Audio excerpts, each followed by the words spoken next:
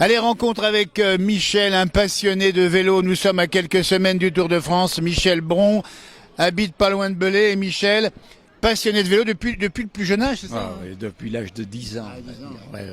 Ouais, Ton premier tour, c'était quand? 53, j'avais 10 ans. 53. J'étais en colonie de vacances à Briançon. Eh oui. C'était mon village qui organisait cette colonie.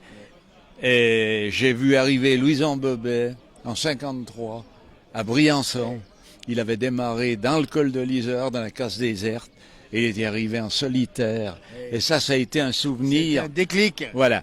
Et le soir, on était à Briançon-Sainte-Catherine, l'hôtel où se trouvait l'équipe de France à l'époque, c'était par équipe, et Louison Bobet étendait le maillot jaune au balcon. Ça, c'est un souvenir quand on a 10 ans. Et depuis, je suis resté, je n'ai jamais manqué le Tour de Je peux vous dire que là, on peut l'interroger sur n'importe quel tour, il a une réponse immédiate. Alors si je dis par 1967. 67, Pinjon, bien sûr. Et Roger Pinjon, qui, là où nous sommes, on n'est pas loin de Belay, qui a vécu par ici, Roger. Ben oui, il était natif d'Hauteville. Et voilà.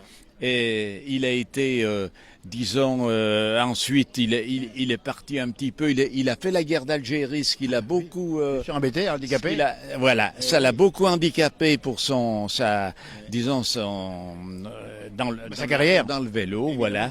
Et son papa, c'était un copain à mon grand-père.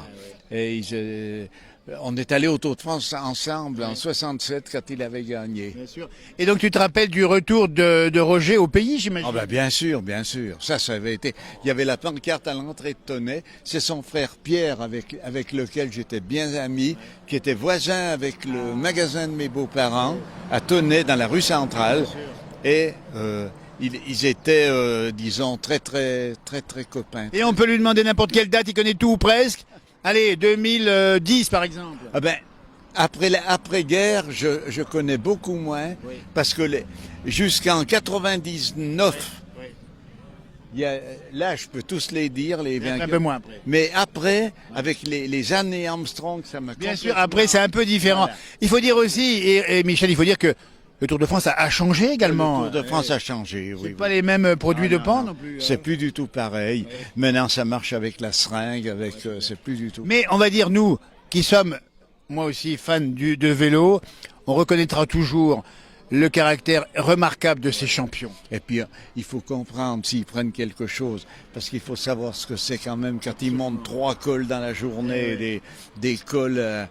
Parle-moi des cols de montagne ici les plus importants. On n'est pas loin des Alpes ici où nous sommes. Voilà. Pour moi, l'Izoard reste... et puis l'arrivée à l'Alpe d'Huez. L'Alpe d'Huez. Ça, c'est quelque chose de... Et puis il y a ces grands cols mythiques que l'on connaît comme le Galibier. Le Galibier. Ils font d'abord le Télégraphe, ensuite le Galibier, et parfois encore l'arrivée à l'Alpe d'Huez. Exactement. Des surhommes. Oui, des surhommes. À mon avis, oui. Pour moi, c'est le sport le plus dur. Absolument. Hein.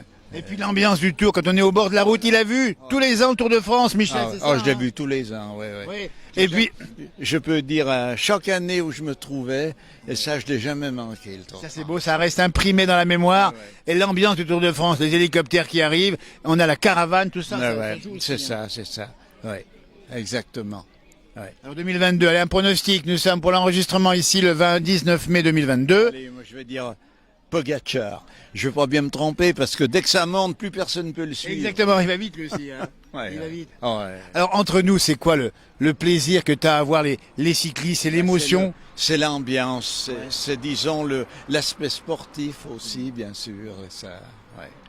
Et est-ce qu'il a fait du vélo, Michel, autrefois et aujourd'hui? Très peu, moi personnellement, non. Mais il aurait J'avais aimé. pas les capacités Bien physiques. sûr, mais il aurait aimé, comme moi, peut-être Ah, gagner. mais oui. Gagner à laquelle? La plus belle? Le Tour Ouais. de France? Le Tour de France, ça reste l'épreuve reine. Exactement. C'est-à-dire, pour moi, c'est le sommet. Exactement. Un vainqueur du Tour de France, même si les classiques, Bien sûr. d'autres courses sont très importantes, le Dauphiné, qui est notre région, qui est quand même la deuxième course après le Tour de France, mais le Tour de France, c'est...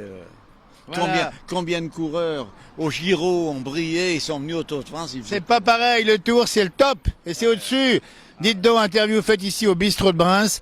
Ça donne soif, j'allais dire. En tout cas, un grand merci, Michel, cette passion partagée. C'est moi qui vous Un remercie. grand merci, franchement, parce que On aime ces gens qui s'intéressent au sport et qui, au travers eux, au travers de ces sportifs, leur rendent hommage aussi à leur façon. Merci beaucoup. Merci. À bientôt, merci.